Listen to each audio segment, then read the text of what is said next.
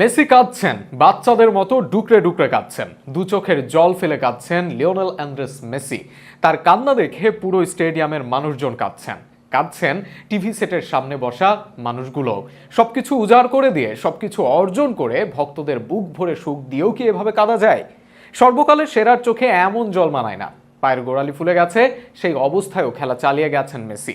এরপর যখন ইনজুরিতে মাঠ ছাড়লেন, তবুও কান্না থামেনি।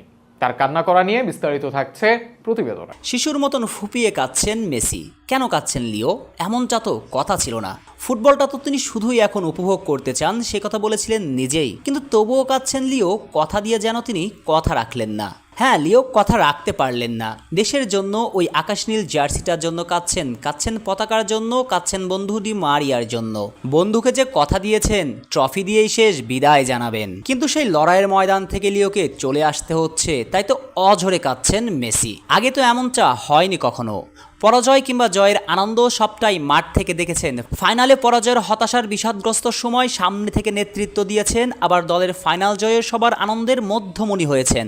Captain leading from the front, অর্থাৎ সামনে থেকে দলকে নেতৃত্ব দিয়েছেন। অথচ সেই লিওরই কিনা দলের জয় পরাজয় দেখতে হবে সাইড লাইনে বসে, ভাবা যায়। আর সেটাই সহ্য করে নিতে না পেরে, মেনে নিতে পারছেন না, কেঁদেই চলছেন মেসি।